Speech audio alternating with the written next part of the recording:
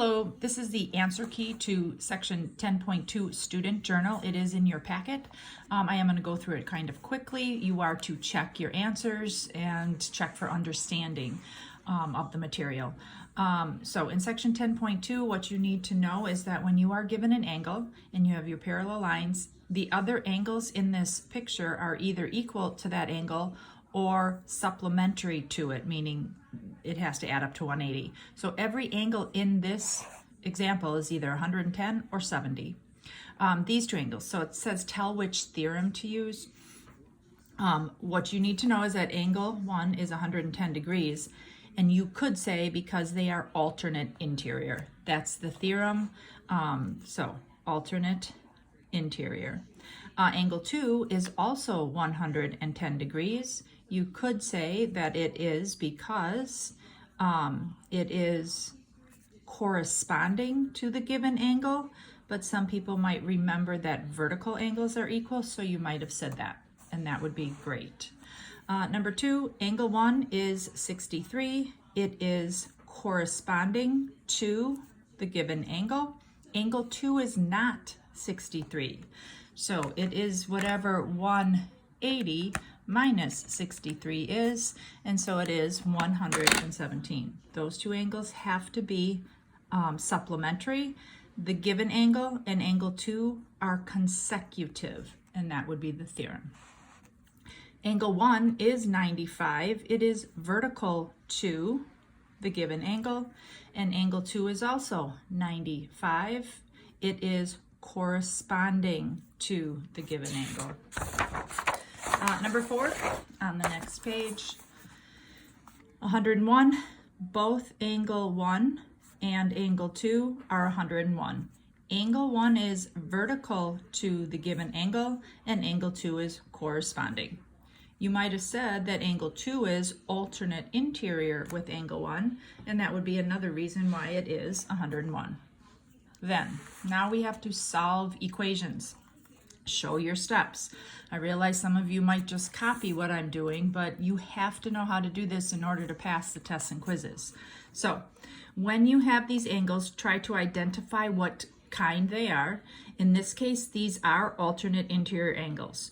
Therefore, you will always be doing one of two things in these types of problems, these 4 examples here. They either equal each other, the two angles, or they will add up to 180 degrees, and then that would be the equation that you solve. So, number 5, these are alternate exterior angles. They have to equal each other.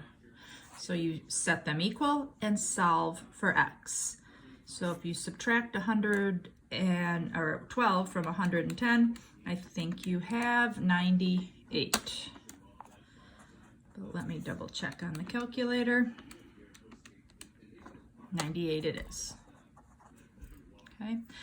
These two angles are alternate interior angles, so they do equal each other. This is the equation that you need to solve. Add 55 to both sides. 45 plus 55 is 100. Divide by 10, so x is 10. Number 7, these two angles you might want to say are consecutive exterior. That isn't one of the terms that we had, but if you look at the angle, so why do they have that 6 in there? Because you kind of need to know what that angle is in order to help you solve. But this angle 4x, it's bigger than 90. This angle is 52, and you can see how wide open it is. It's smaller than 90. They don't equal each other. If they don't equal each other, then you should add them to equal 180. Angle 6 here you could say is also 52 because it corresponds, and then you have a linear pair. They add up to 180. So solve the equation, subtract 52 from both sides. 180 minus 52 is 128, and 128 divided by 4 is 32. Same with number 8. It's not as easy as it looks just because of where the angles are. But again, we have a very skinny angle therefore it is less than 90, and we have 153 degrees, obviously bigger than 90. They don't equal each other. The two angles should add up to 180 degrees. You could solve for angle 2. If this angle is 153, then the consecutive angle, angle 2 here, is 27. So some people might say, well, I did it this way. I set 2x minus 3 equal to 27 because they're vertical angles. Both equations will give you the same answer. So if you did do the supplementary, then you need to combine like terms. So it is a negative 3, positive 153. That adds up to 150.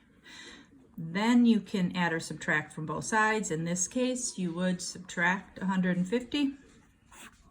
2x equals 130, and 130 divided by 2 is 65. So 65 is the answer.